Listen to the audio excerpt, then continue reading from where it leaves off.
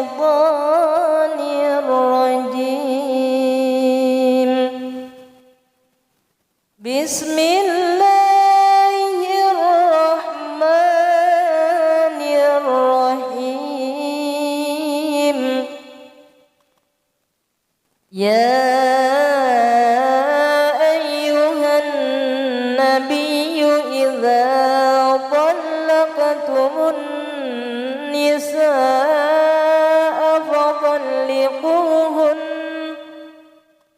فطلقوهن لعدتهن وأحصوا العدة واتقوا الله ربكم لا تخرجوهن من بيوتهن ولا يخرجن إلا أن يأتين بفاحشة مبينة وتلك حدود الله ومن يتعد حدود الله فقد ظلم نفسه لا تدري لعل الله يحدث بعد ذلك أمرا. فإذا بلغنا أجلهن فأمسكوهن بمعروف أو فارقوهن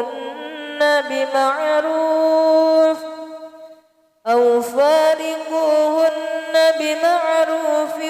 وأشهدوا ذوي عدل منكم وأقيموا الشهادة لله ذلكم يوعظ به من كان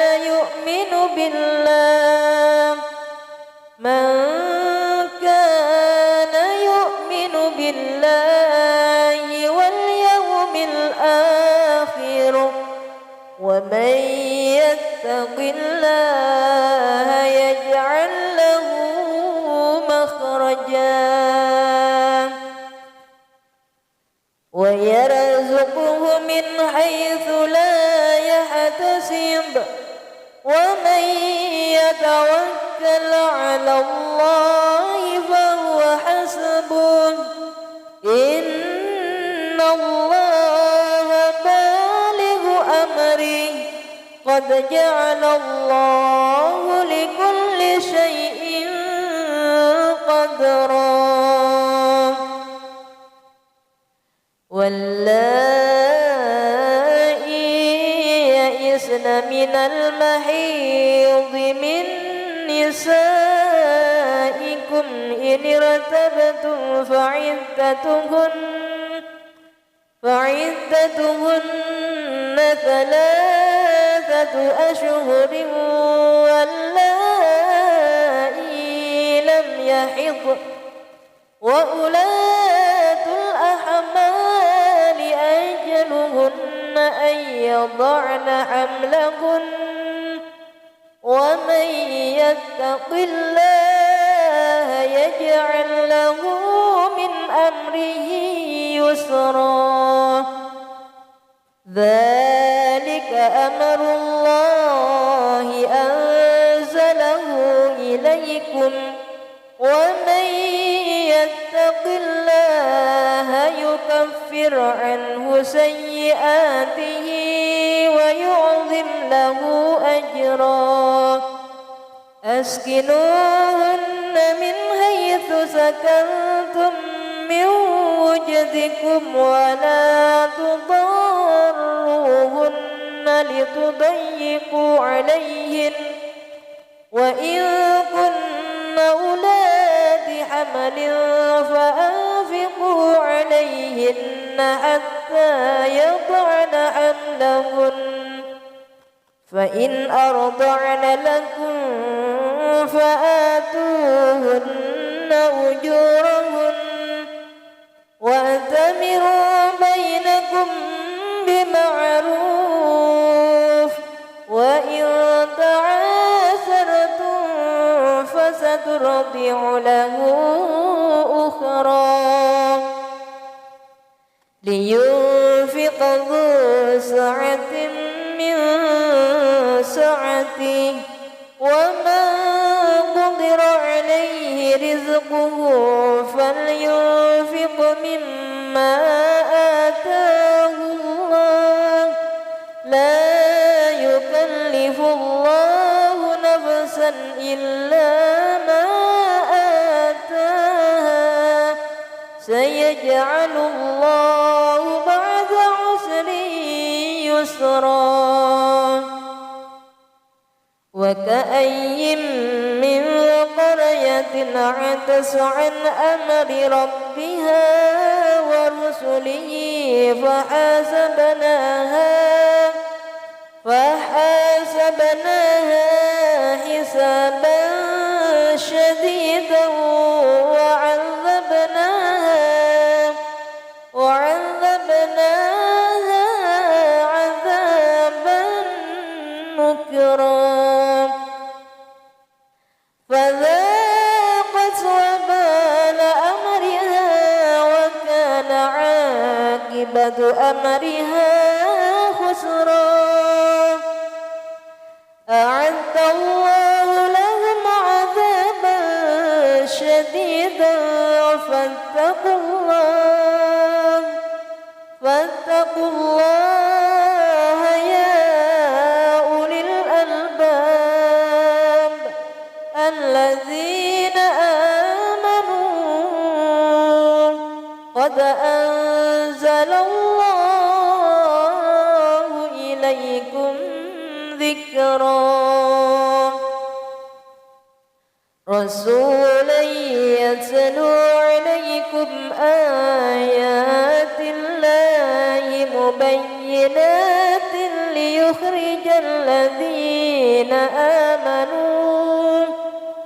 ليخرج الذين آمنوا وعملوا الصالحات من الظلمات إلى النور ومن يؤمن بالله ويعمل صالحا يدخله جنات تجري من تحتها الأنهار خالدين فيها أبدا قد أحسن الله له رزقا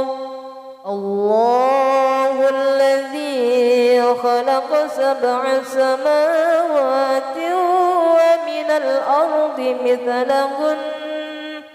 يتنزل الأمر بينهن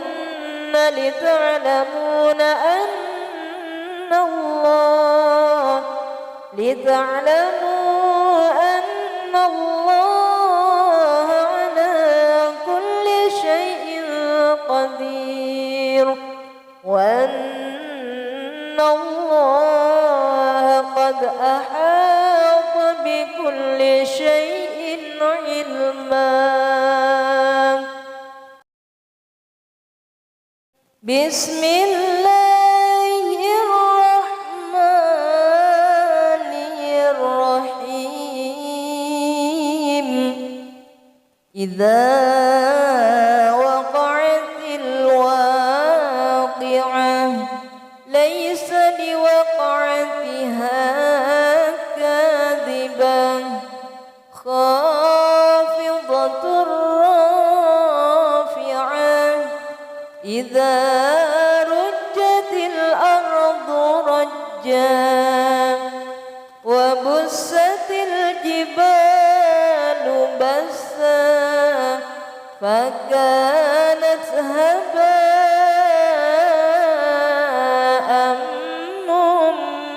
منبثا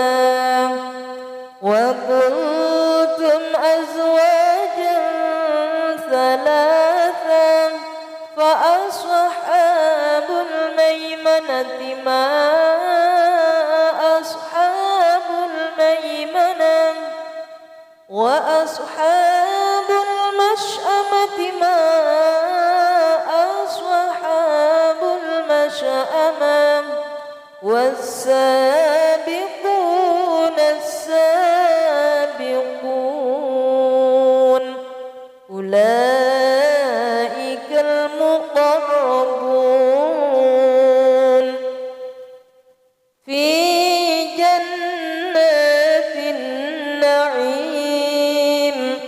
ثلة من الأولين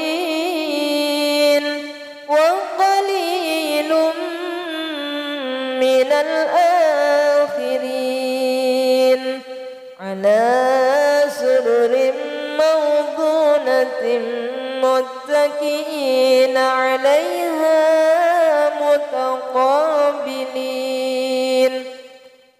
يطوف عليهم ولدان مخلدون بأكواب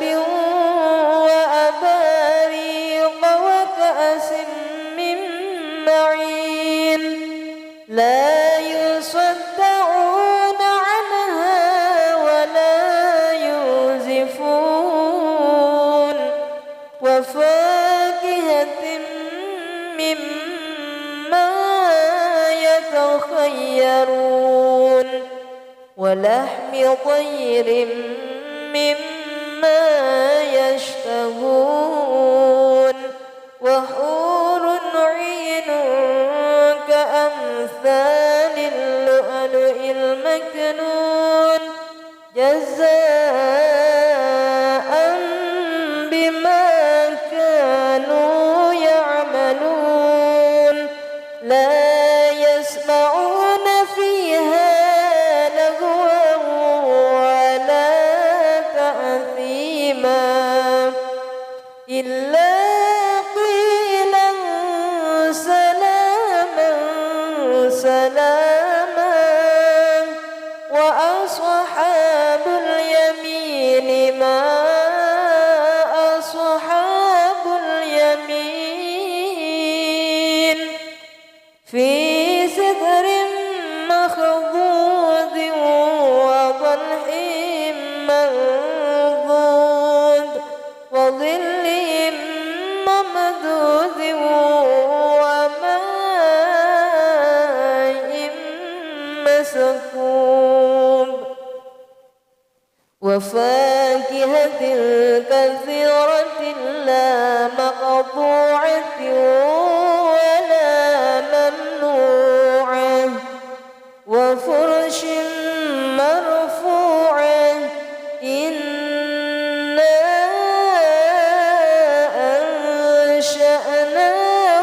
أنشأناهن إنشاء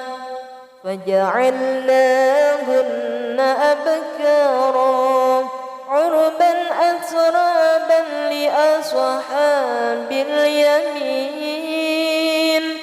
ثلة من الأولين وثلة من الآخرين وأصحاب الشمال ما أصحاب الشمال في سموم وحميم وظل من يحموم لا بارد ولا كريم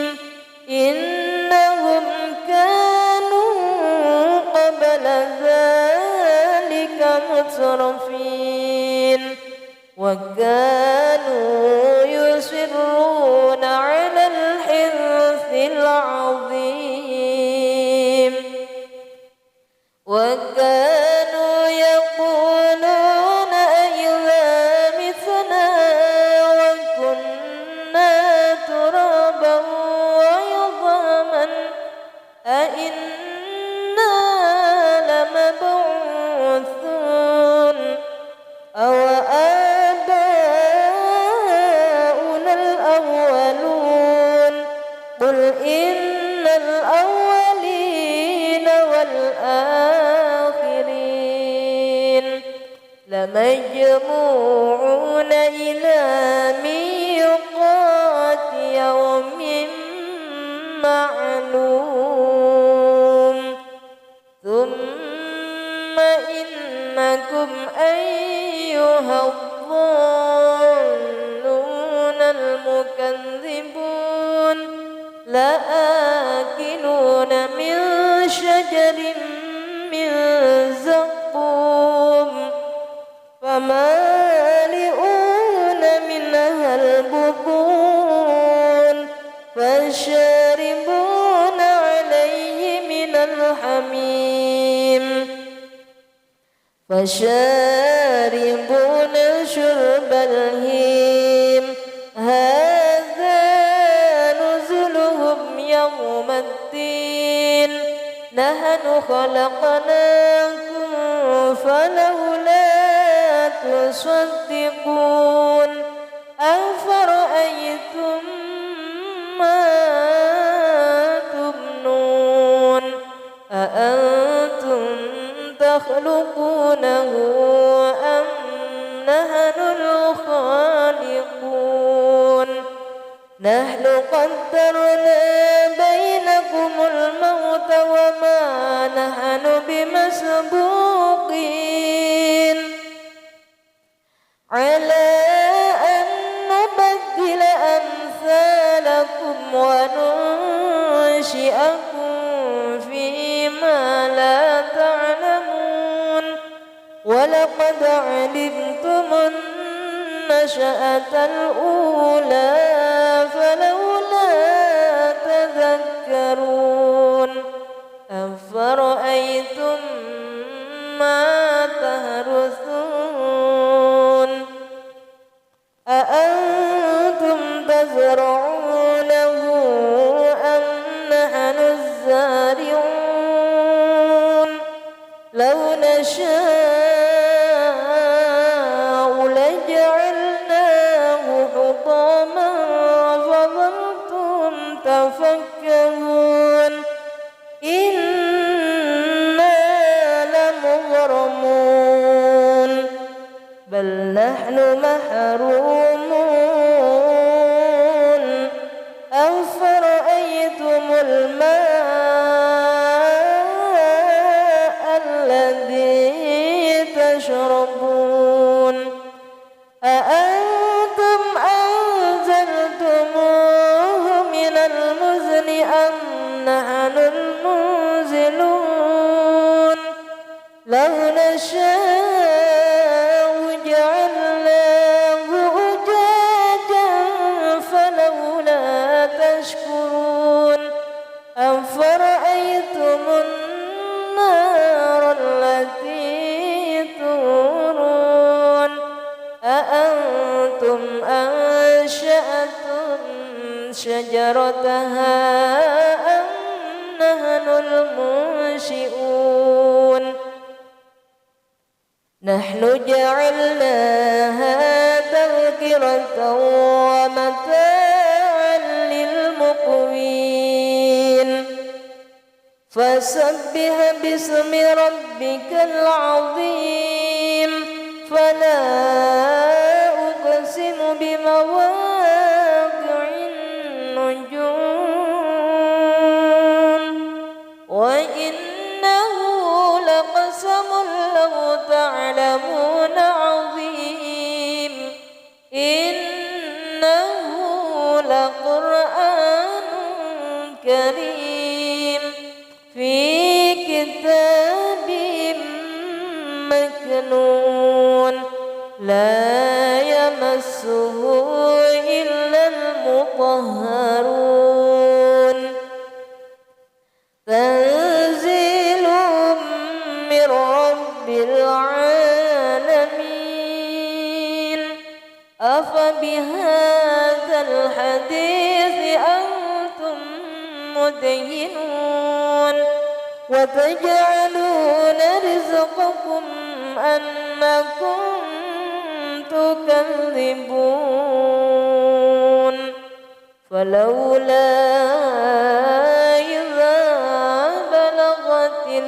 الحلقوم وأنتم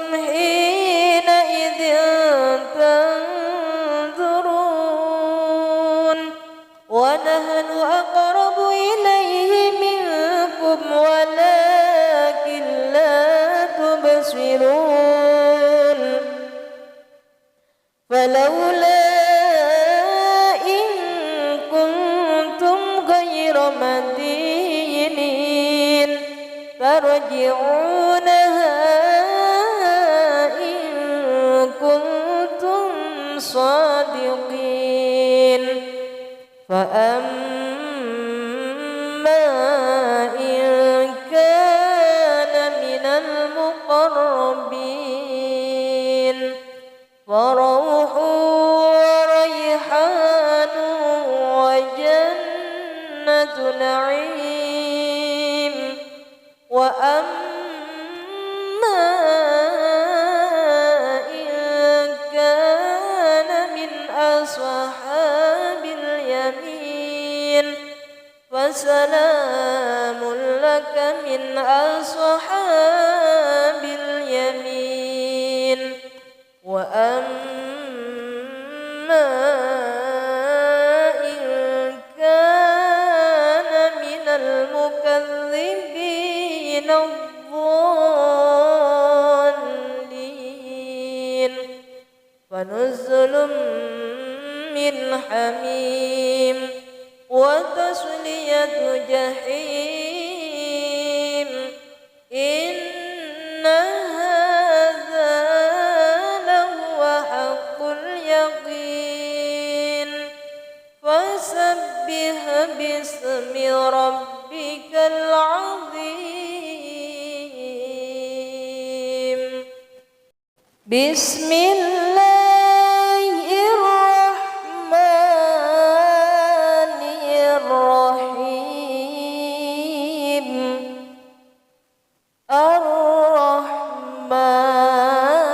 الرحمن علم القرآن خلق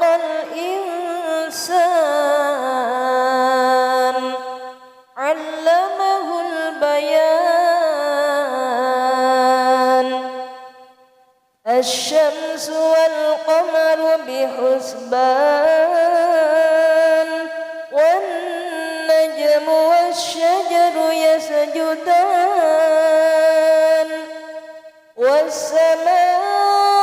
والسماء رفعها ووضع الميزان ألا تطغوا في الميزان وأقيموا الوزن بالقسط ولا تخسروا الميزان والأرض وضعها للأنام فيها فاكهة والنخل ذات الأكمام والحب ذو العصف والريحان فبأي آلاء ربكما تكذبان خلق الإنسان من صلصال كالفخار وخلق الجنة من مارج من نار فبأي آلاء ربكما تكذبان رب المشرقين ورب المغربين فبأي آلاء ربكما تكذبان مرج البحرين يلتقيان بينهما برزخ لا يبغيان فبأي آلاء ربكما تكذبان يخرج منهما اللؤلؤ والمرجان فبأي آلاء ربكما تكذبان وله الجوار المنشآت في البحر كالأعلام فبأي آلاء ربكما تكذبان كل من عليها فان ويبقى وجه ربك ذو الجلال والإكرام فبأي آلاء ربكما تكذبان يسأله من في السماوات والأرض كل يوم هو في شأن فبأي آلاء ربكما تكذبان سنفرغ لكم أيها الثقلان فبأي آلاء ربكما تكذبان يا معشر الجن والإنس إن استطعتم أن تنفذوا من أقطار السماوات والأرض فانفذوا لا تنفذون إلا بسلطان فبأي آلاء ربكما تكذبان يرسل عليكما شواظ من نار ونحاس فلا تنتصران فبأي آلاء ربكما تكذبان فإذا انشقت السماء فكانت وردة كالدهان فبأي آلاء ربكما تكذبان فيومئذ لا يسأل عن ذنبه إنس ولا جان فبأي آلاء ربكما تكذبان يعرف المجرمون بسيماهم فيؤخذ بالنواصي والأقدام فبأي آلاء ربكما تكذبان هذه جهنم التي يكذب بها المجرمون يطوفون بينها وبين حميم آن فبأي آلاء ربكما تكذبان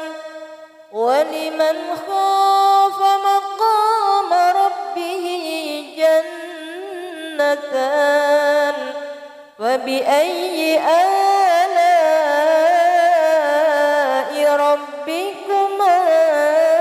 تكذبان ذواتا أفنان فبأي آلاء ربكما تكذبان فيهما عينان تجريان فبأي آلاء ربكما تكذبان فيهما من كل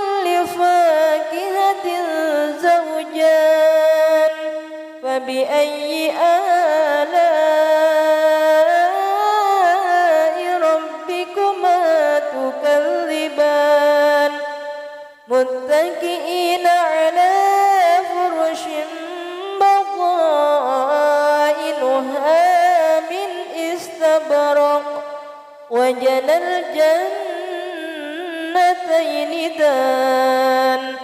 فبأي آلاء ربكما تكذبان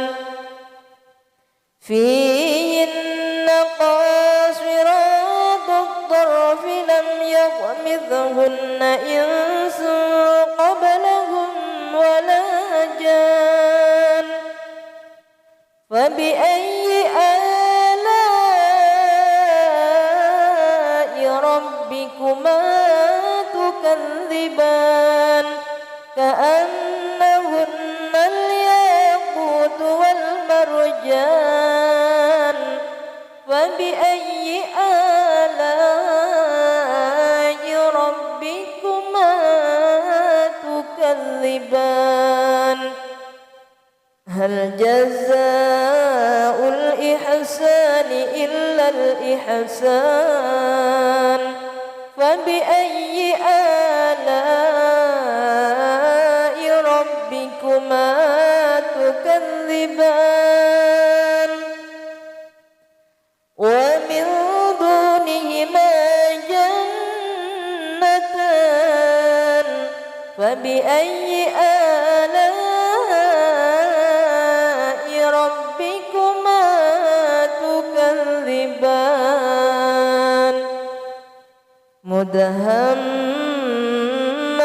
مدهامتان فبأي آلاء ربكما تكذبان فيهما عينان نضاختان فبأي آلاء ربكما تكذبان فيهما فاكهة ونخل ورمان فبأي آلاء ربكما تكذبان فيهن خيرات حسان فبأي آلاء ربكما تكذبان حور مقصورات في الخيام فبأي آلاء ربكما تكذبان لم يطمثهن إنس قبلهم ولا جان فبأي آلاء ربكما تكذبان متكئين على رفرف خضر وعبقري حسان فبأي آلاء ربكما تكذبان تبارك اسم ربك ذي الجلال والإكرام بسم الله الرحمن الرحيم إذا وقعت الواقعة ليس لوقعتها كاذبة خافضة رافعة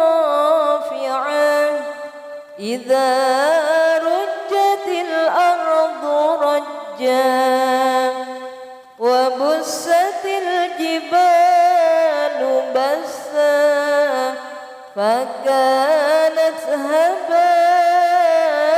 هباء منبثا وكنتم أزواجا ثلاثا فأصحاب الميمنة ما أصحاب الميمنة وأصحاب المشأمة ما أصحاب المشأمة والسابقون السابقون أولئك المقربون في جنات النعيم ثلة من الأولين وقليل من الآخرين على سرر موضونة متكئين عليها متقابلين يطوف عليهم ولدان مخلدون بأكواب وأباريق وكأس من معين لا يصدعون عنها ولا ينزفون وفاكهة مما يتخيرون ولحم طير مما يشتهون وحور عين كأمثال اللؤلؤ المكنون جزاء بما كانوا يعملون لا يسمعون فيها لغوا ولا تأثيما إلا قيلا سلاما سلاما وأصحاب اليمين ما أصحاب اليمين في سدر مخضود وطلح منضود وظل ممدود وماء مسكوب وفاكهة كثيرة لا مقطوعة ولا ممنوعة وفرش مرفوعة إنا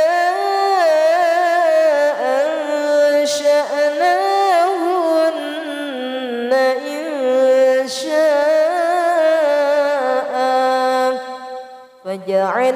فجعلناهن أبكارا عربا أترابا لأصحاب اليمين ثلة من الأولين وثلة من الآخرين وأصحاب الشمال ما أصحاب الشمال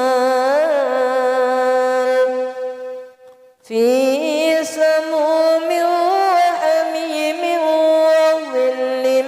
من يحموم لا بارد ولا كريم إنهم كانوا قبل ذلك مترفين وكانوا يصرون على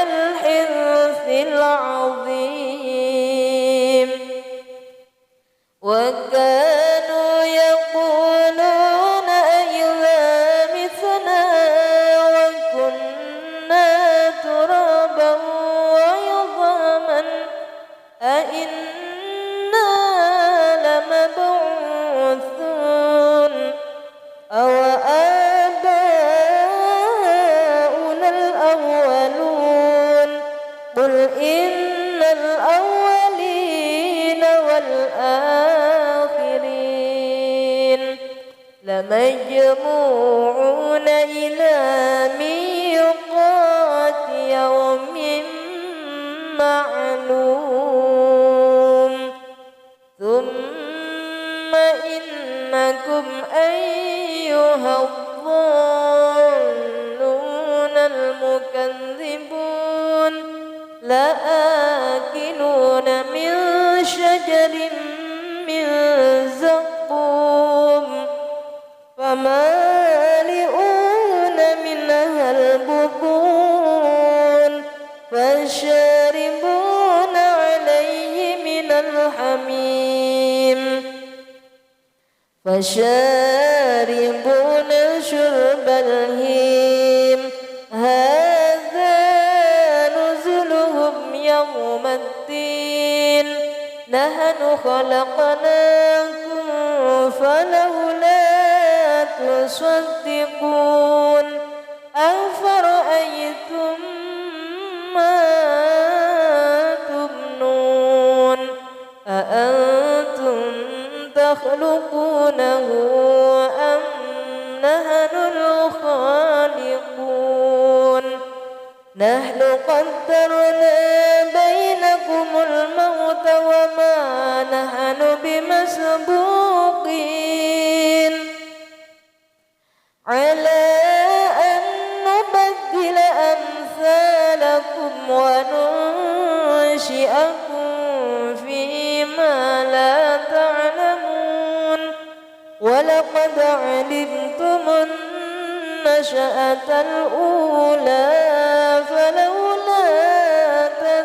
تذكرون أفرأيتم ما تهرثون أأنتم تزرعونه أم نحن الزارعون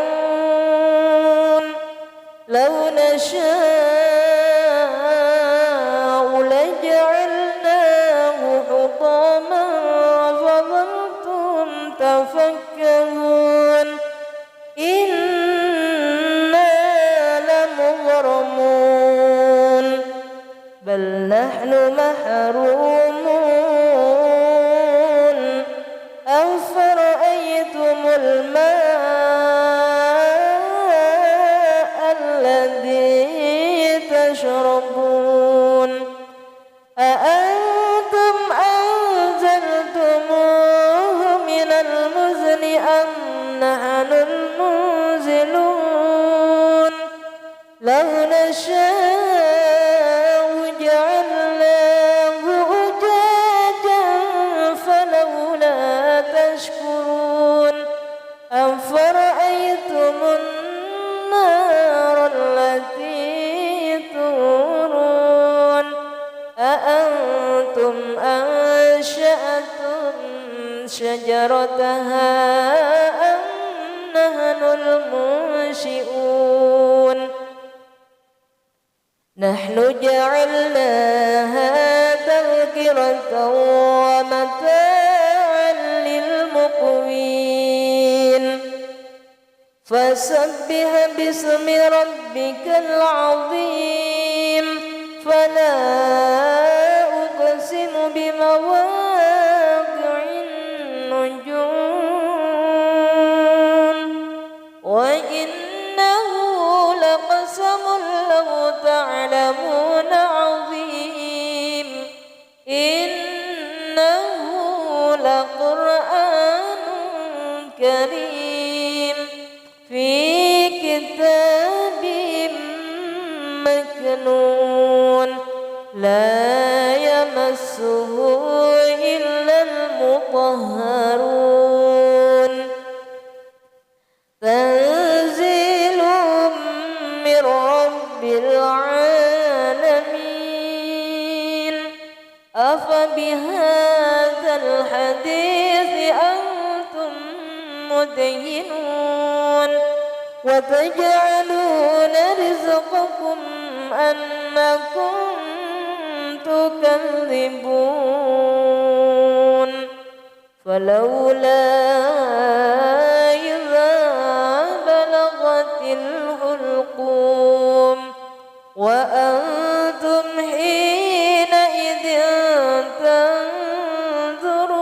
تنظرون ونحن أقرب إليه منكم ولكن لا تبصرون فلولا إن كنتم غير مدينين ترجعونها إن كنتم صادقين فأما إن كان من المقربين فروح وريحان وجنة نعيم وأما إن كان من أصحاب اليمين فسلام لك من أصحاب اليمين وأما إن كان من المكذبين الضالين فنزل من حميم وتصلية جحيم إن هذا لهو حق اليقين فسبح باسم ربك العظيم صدق